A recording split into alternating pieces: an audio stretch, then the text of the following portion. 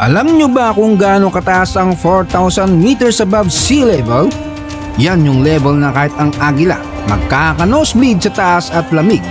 At dito sa tuktok ng Andes Mountain ng Peru, nakatira ang mga taong parang gawa sa yelo. Saksihan ang buhay ng mga tao sa Ayapata Village. Dahil dito mo malalaman kung paano mabuhay sa tuktok ng bundok na lagpas ulap.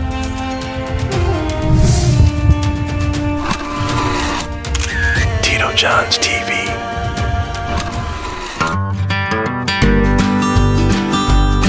Ang Andes Mountains ay hindi lang basta bundok. Ito ang pinakamahabang hanay ng bundok sa buong mundo. Mahigit 9,000 kilometers ang haba. Mula Venezuela hanggang Chile at Argentina. Ang lawak nila ay isang obra maestra. At sa loob ng mga bundok na yan, doon nakabaon ang mga sinaunang sikreto ng Inca Civilization. Mga palasyo na ginawa sa bato at mga taong natutong mabuhay kahit halos itaboy na sila sa lakas ng hangin. Sabi nga nila kung gusto mo maging malakas, tumira ka sa malamig. Dito sa Ayapata wala silang choice. Dahil kahit mag-init ka ng kape, pag abot mo sa kapitbahay mo, iced coffee na. Ang mga taong nakatira dito ibang klase. Habang ang mga turista ay nanginginig na parang washing machine, ang mga local kids naghahabulan pa sa hangin. Ang mga magbubukid nagtatrabaho na parang wala lang, parang normal lang na may freezer sa labas ng bahay. Masaya sila nagtatrabaho, tulong-tulong at sama-sama. Laging may pabudol fight. Ambagan sa foods na galing sa kanilang mga alaga at pananim. Diskarteng kalumaan na patuloy pa rin pinapairal. At ang isa sa pinakamalaking kontribusyon ng Andes sa mundo ay ang patatas. Dito nagsimula yan. Sa Andes may mahigit 4,000 varieties ng patatas. May violet, may yellow, may maroon, nakakaiba ang mga hugis. Parang pinakabigas nilang patatas, walang kaumayan. At dito hindi lang sila ulam, simbolo sila ng heritage, prosperity at pag-asa.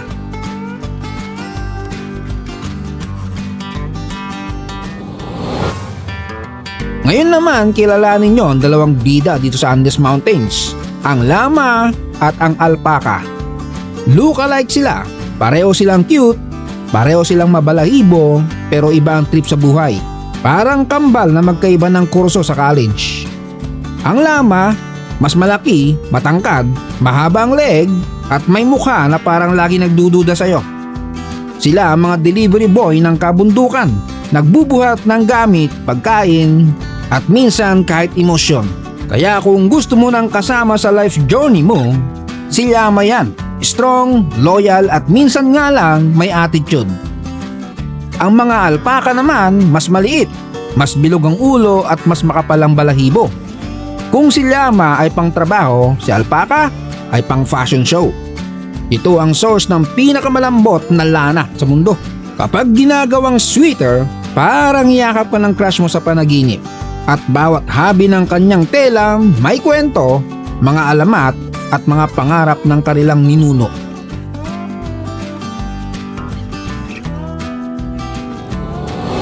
Ang mga ilog dito parang buhok ni Rapunzel. Bumababa mula sa tuktok ng bundok papunta sa mga nayon.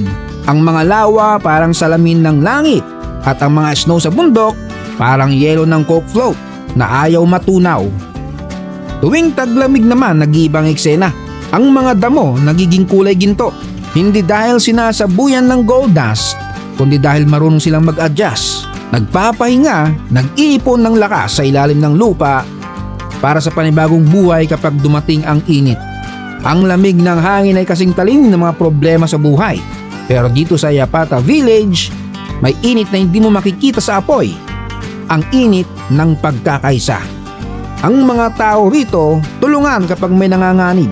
Pag may nagkasakit, lahat bibisita. Pag may namatayan, tulong-tulong sa lamay.